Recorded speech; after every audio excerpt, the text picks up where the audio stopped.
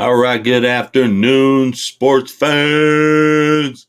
It's time for some lunchtime lunacy with me, David Slade, and this guy over there What's is up? I'm Alex. this is Alex Slade in the house. All right, everybody, we got some sports news to talk about today, but first we got to go through our stuff. Let's talk about our social media accounts. We got Facebook. Follow us there. Join our group. We're over 1,000 strong now, so help us continue to grow. We got Instagram. We got Twitter. Both of those are at Rocky Mountain SR. And then we got our own YouTube channel, so head over there. That way, if you miss any of our shows or just want to go back and rewatch something, they're all right there in one convenient location. So head over there, click subscribe, and then click the notify so you get notified when we go live. Next thing we want to talk about our sponsor. Our sponsor is Stoked Fire Barbecue Experts up in Loveland, Colorado. They are the barbecue superstore up there. They sell Rockin' 4D meats out of Fort Lupton, Colorado. They have ribeye, New York strip, flank, flat iron, tri-tip, ground beef, short ribs. They got Snake River Farm briskets and Wagyu brisket from Snake Farm. So I know Alex wants to buy one of those. So somebody start up a GoFundMe so Alex can afford one of those things. That's what it's going to take because those things are too expensive for me. Yeah. And then they got some Creekstone pork up there as well. They also have sauces, rubs, grill accessories, and much more. So check the place out. They're open Monday to Saturday, 10 to 6, and Sunday, 10 to 4. They're up at the Loveland Outlet Malls. You can also check out their website at stokedfire.com. All right. If anybody is interested in advertising with the Rocky Mountain Sports Report, please reach out to Matthew Staffiero, and he will let you know what plans we have in place and get you hooked up. So cut Alex out again. I do this every time I show this graphic, but just want to let everybody know we have our remote coming up July 24th from noon to 4 at the Stoked Fire Barbecue Superstore up in Loveland, same one we just talked about. So come out and join us, meet your RMSR personalities. We'd like to meet you guys. We're going to have some food samples. We're going to do sports talk. We're going to have a bunch of things going on up there. So please come out. We're going to try to get a cornhole tournament, maybe some other things set up to go. And then let me get Alex back there now. All right. Alex or K&K Kurt from K&K Sports will be filling in for me on Friday with Alex, but we're still looking for a co-host for July 5th through the 9th to fill in while Alex is out of town. So if anybody's interested in that, go ahead and shoot us a message and let us know. All right. We're going to start now, Alex. Again, back up to your favorite topic, NBA basketball. Take it away. All right. So the Phoenix Suns go on to survive Game 2 of the Western Conference Finals, and it's a 1-point victory. It was a great game. I didn't get a chance to actually watch it, but I did watch all the recap and watched a bunch of highlights, and it was just a great game. It seemed like a lot of scoring. It was physical, and the refs were letting them play. Mm-hmm. Well, that's what I was going to say, too, is that it looked like it was kind of like it had that old school feel to it, It wasn't all these petty penalties that you usually see nowadays, and just seemed like a real good game to me. I wish I would have had a chance to watch it, but I mean, like I said, looked like Cameron Payne had a great game, ended up with 27 points and some other stats along the way. And then if you go down to the very last second, and I'm talking to the very last second with 0.8 left on the clock, looks like Crowder throws in the inbounds to DeAndre Ayton, and DeAndre Ayton dunks it right over an LA Clipper and wins the ball game. So my question is, they're going to have to do something like that. That's their only chance of winning the game. How do you even let that guy get close enough to the basket? You need to put a big body dude on there and block that guy out. I And think not, they put their biggest or their best well, he defender on. didn't do a very good job because he was on the opposite side of the rim as Aiton was. So he Yeah. didn't do a very good job of blocking him out Well, like he should sometimes have. just So it looked like Aiton kind of forced his will and on he may whoever. have, he may have. Do you think one? Have you heard any updates on Kawhi? I mean, is this guy done and they're just not saying it? I mean, or is it possible he comes back for Game 3, which I believe is tomorrow night? Well, so I have a little theory, and it might be a little out there, but with the way Kawhi's contract is coming to an end, and he's going to be a free agent at the end, um, this might be Kawhi's decision. At the end of the day, that's really what it boils Well, down if to. this is his decision, does that send a message to other teams about his character? If he's able to play, but he's holding himself out because he's being selfish and thinking of himself in a future contract. I mean, does that scare teams away? Would it scare you Certainly. away if you were a GM? Uh, that's tough because he's got such raw talent. I mean, he's a great player, great defender. He can play basically all five positions if you really wanted to. Um, and it really just depends on what you're looking for. Me personally, I would still always take Kawhi Leonard over a lot of people in this league. I think he's a great player and, like I said, a great defender. So, Oh no, um, I'm not questioning his talent, but I mean, I think it just speaks to character. I mean, is that how we're getting in sports now? That it's more about me and not the team. yeah, exactly. I mean, look at Kevin Durant, James Harden, Kyrie Irving. They played 7 regular seasons all together, or Yeah. regular season games all together. So, I mean, that's just what the NBA's turned into. It's all about staying healthy and getting your money, getting paid. Okay. And let's switch over to the Eastern Conference Finals. Game 1 is tonight at Milwaukee. What do you expect to see here? Do you expect a low scoring game? And afternoon to Matt as he chimes in and says, "Afternoon, gents." What's going on, Matt?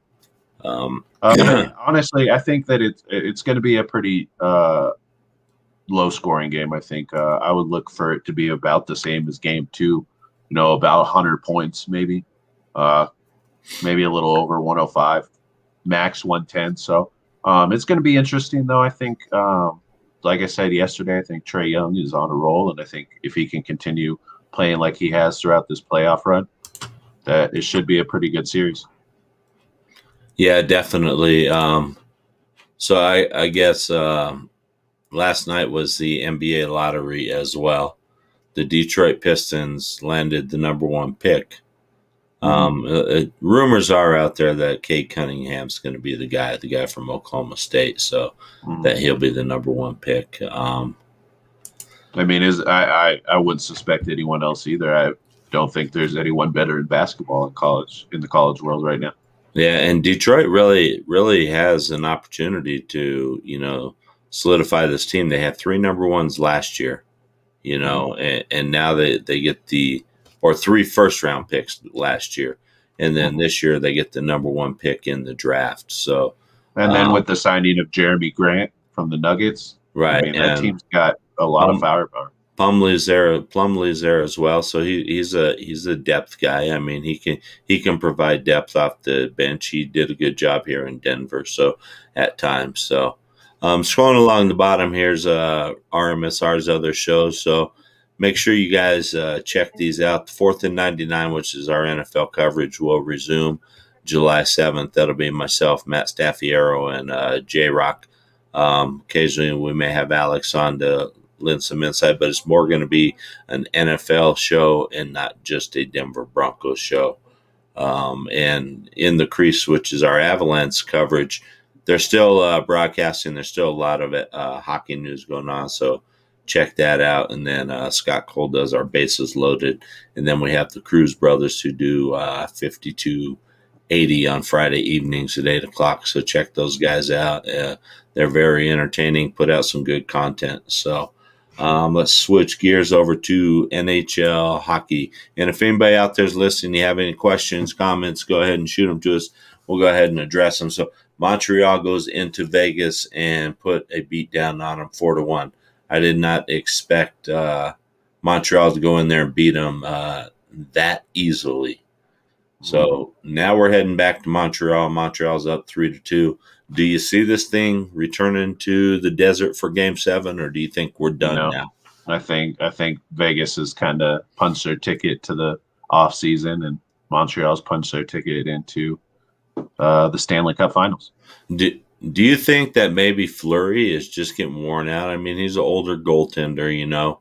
He's only Well, and had he's been carrying this two. team. I mean, their defense isn't the best, but by any means. I mean, not saying it's the worst either, but their goaltending has definitely been the catalyst to this team. Oh yeah, he has. He's stood on his head at times, and he's made some great plays. But I just wonder if he's wearing out because of his age. He's only had 2 rest games, and their first series went 7 games. You know, they did 5 against the Avalanche, and then so now they're heading into Game 6 against Montreal. So he's played in quite a few games. So, and then tonight we got Tampa that's going to New York. Tampa has a 3-2 edge, trying to close this thing out tonight. New York have a chance, or is this thing in tonight? Do you think? I think it's kind of the same situation. Looks like New York is. Did that 8-0 beat down demoralize them? Do you think? Yeah, I do. And like I said yesterday, it could have gone either way. It could have got to a point where they came out and they played aggressive and they did what they need to get back in the series, and it just didn't happen like that. Right, and there's a difference between losing 2-1 and losing 8-0. I mean, 8-0 is just sort of a demoralizing. I think 2-1. It's embarrassing in playoff. Well, hockey, and that's what it really is. It's more embarrassing than anything. So, we'll see what happens. So, that game tonight is at 6:30, I believe, tonight Mountain Time. So, go ahead and check that out, and we will talk about that tomorrow. All right, over to the NFL. You see this, Eli Manning is going back to the Giants. He's going to be doing business operations and fan engagement. I've also heard that he's working on some other project for ESPN Plus, and I think it's called Eli's Place. So is he sort of copying off of what Peyton's doing? I think it's more ESPN trying to get like a well, yeah, I'm not saying he's copying. Right. So, but yeah, I think, I mean, obviously he's not copying Peyton in the fact that he's getting into football or back into football. So, right. No. And I think it's neat. Now, I guess my question is this just sort of a progression to work him into some sort of, and I don't know if he wants to go into the player, personnel side, either into scouting or eventually ending up as a general manager or something along those lines. So I'm not sure if that's what's Eli has in mind going forward. So right now it kind of just seems like it's just something to get him more involved with the New York Giants. I mean, he's been retired. He wanted to come back, and looks like they wanted him to be there because he's been such a big part of their culture for the last. Yeah, I saw a picture, and he's pretty excited because he has his own office. He said he's never had an office in his entire life, which you really don't need one when you're an NFL quarterback. So, his office is the pocket. Right. The Giants will be retiring his jersey during Week 10. That'll be a halftime ceremony of that game. I think it's against the Falcons. I think they're playing. I got a question for you though. Is Eli Manning a Hall of Famer? Mm-hmm. I mean, he's won 2 Super Bowls, MVP in both of those Super Bowls, I believe. I mean, in my opinion, I believe he's a Hall of Famer as well. I do too. I think he was a great quarterback in the prime of his career. Obviously, he took down Tom Brady in one of those Super Bowls, and not only Tom Brady, but 2 of those Super Bowls. But one of those years, he took down Tom Brady when they were 16-0. So right. Yeah, that was that one season. Actually, they were up to 19-0 at the time. Hmm. Um, or was it 18-0, whatever it was. They were going for the perfect season in the NFL championship, and Eli led the Giants. And Eli was Tom Brady's nemesis. He was like his Hmm. kryptonite, you know? So, all right. San Francisco 49ers. Denver's not the only team facing a quarterback battle. We got the Drew Lock and Teddy Bridgewater saga going on here, and we'll see how that plays out going into the regular season. Um, Jimmy Garoppolo and Trey Lance. And I think Trey Lance is impressing people more than people originally thought. And I think people were thinking that this was going to be, a couple year development process. And I've read reports that Trey Lance may take over this season sometime as the starter of the San Francisco 49ers. So if you're San Francisco, do you just roll out and say, let's just get him going and you shop Jimmy Garoppolo? I mean, is there much of a market for Jimmy Garoppolo? I One, I don't think there is. I think he's too injury prone. He's been injured the last 2 years, and I think he's played a total of like 10 games. I could be wrong on that stat, but somewhere around that number. And two, that's dangerous. Trey Lance may be a good quarterback one day, and he may be showing all the right signs right now. But what happens if he starts regressing? If he starts playing terrible, and you don't have any options at the backup? Jimmy G would be perfect to keep around, at least for this year. I think they should try and keep Jimmy G. Yeah, I think it would be a good situation where Trey Lance can, just learn a little bit more and not shove him in there too quick. Mhm. But he may be a special talent, and you want to get him on the field as quick as possible. Well, I and this mean, 49ers team has been struggling. So, I mean, for them to have a spark at the quarterback position, it'd be good for them. yeah, and I think that if he, if Jimmy G struggles at the beginning of the year, maybe the first 2 or 3 weeks, and San Francisco's not making much headway, then maybe they do just, scrap Jimmy G and bring in Trey Lance and let's see what he can do over, the rest of the season. So it'll be interesting to watch. We talked And then about Matt this. made this comment: a ton of money on the bench if Trey Lance wins the job, which is very true. So, I mean, I that's another way you can look at it. If you want to keep Jimmy G on the bench after paying him all that money, I mean, that's up to you. But Yeah, just kind of ditching Jimmy G right away after you think you found your rookie quarterback, it's kind of dangerous, and it's not something I would do if I was a GM. no, I agree. It is, but I agree with Matt. That's a lot of money to be sitting on a bench, Hmm. and I know head coaches don't care about that, but the front office, That's their they job. they care about that. Hmm. They're going to be saying to the coach, "Why is my $20 million quarterback sitting on the bench?"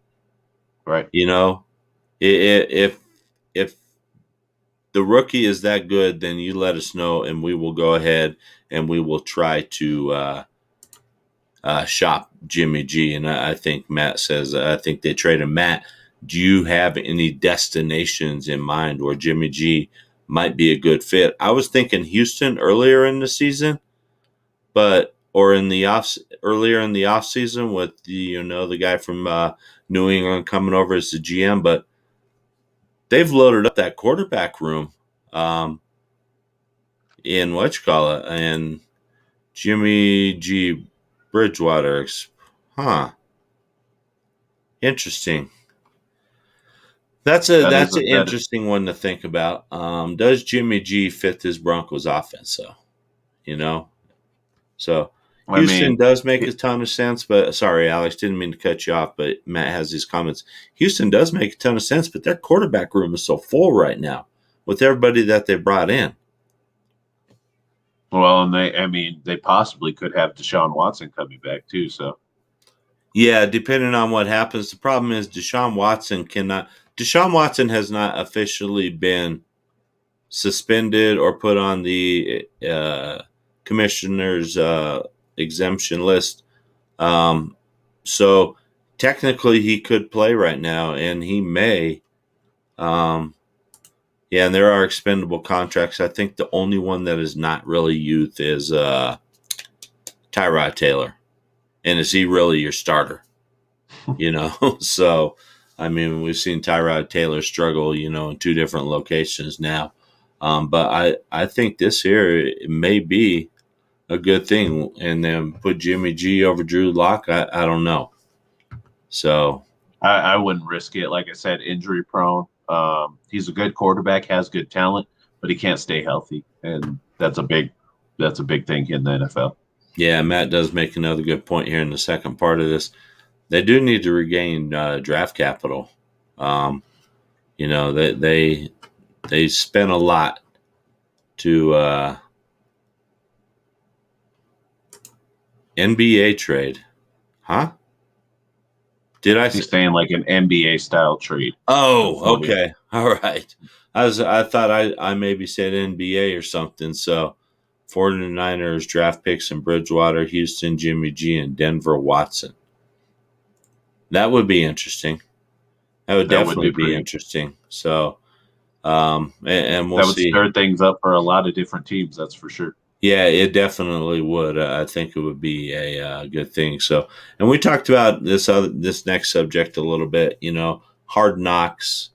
It looks like there's 5 teams that are really eligible to appear on the show. I don't know when Hard Knocks is going to make their decision on which team, but I'm still going to stand by the thought with this team and it being so young, and we got this whole situation going on with our quarterback. I just don't like it. I think it's an unnecessary distraction to have HBO film crews running all over in meeting rooms, pulling players out for interviews and things like that. I really do not like that at all. I mean, where are you at on that, Alex?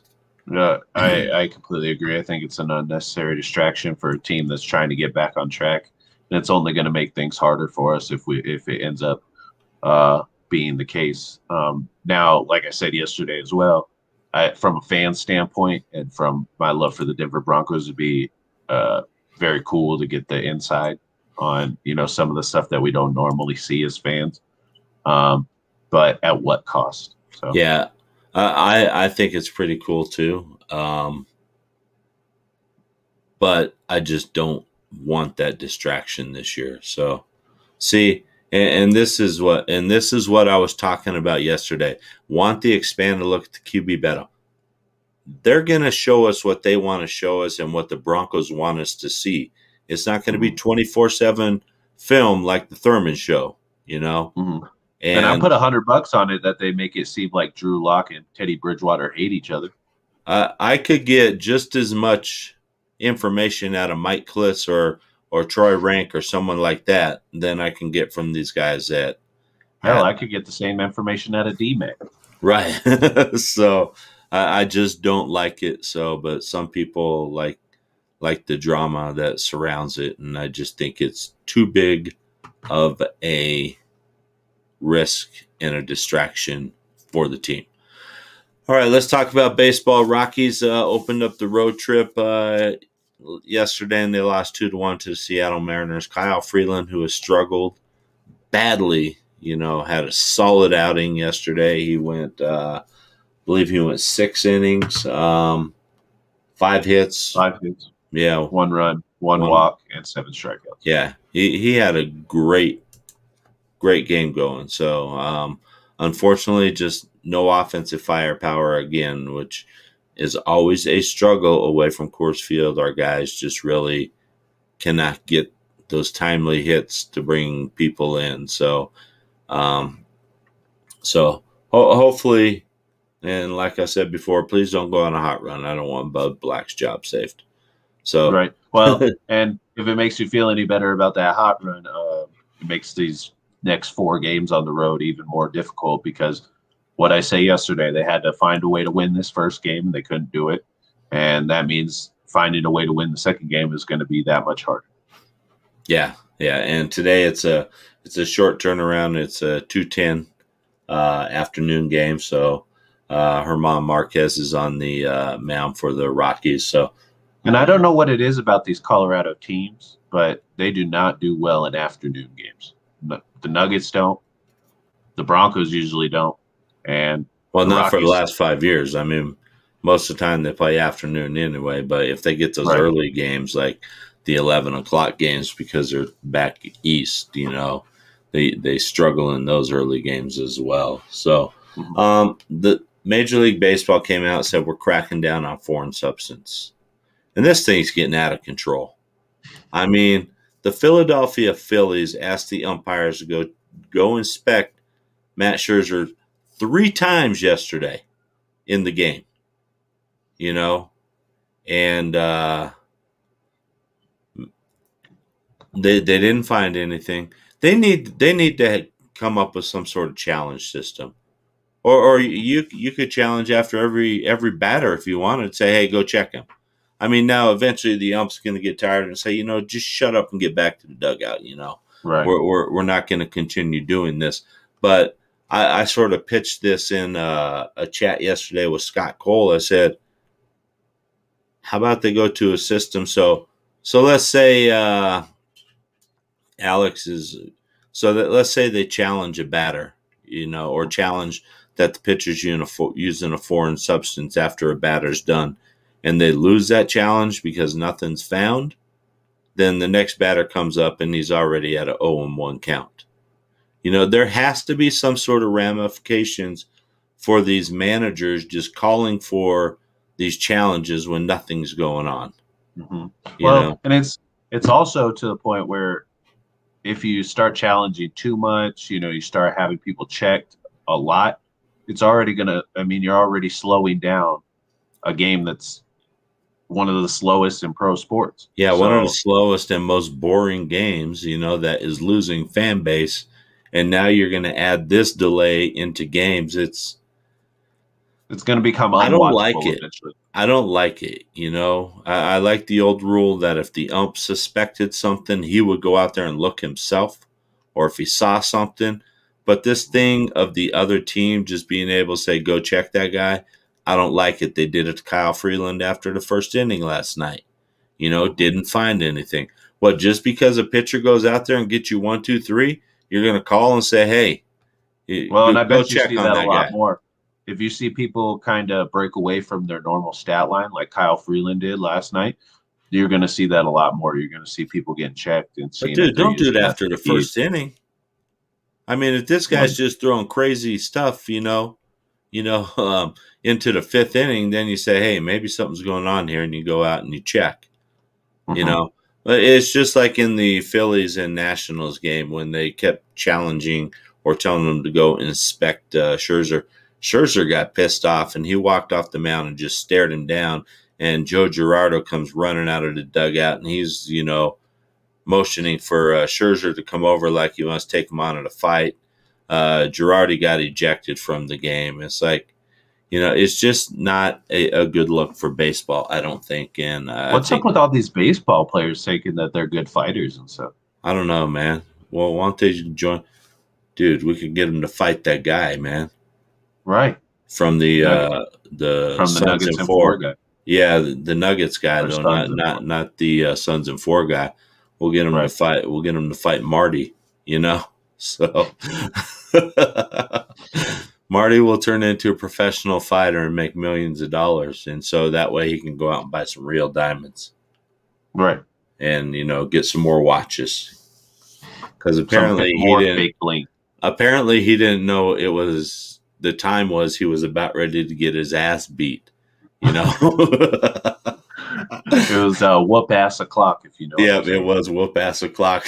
So all right, everybody, thanks for joining us today. Join us again tomorrow. We'll be on again at noon. Like I said, Friday I will be out. Kurt from K&K Sports out of New York will be joining Alex on the show. So, hey, jump in and support him and go check out K&K Sports. They got a good thing going on over there. So, all right, everybody. Alex, you have a great day. Yep, I'm gonna go get some rest. I appreciate being on the show. It's great doing the show with you every day. Once again, glad to be back at Rocky Mountain, and Yeah, hope you we're have a glad great to day, have you Dad. back. And Matt, thanks again. And thanks for tuning in and providing your insight, Matt. And hey, everybody else, come join us. Come give us your insight.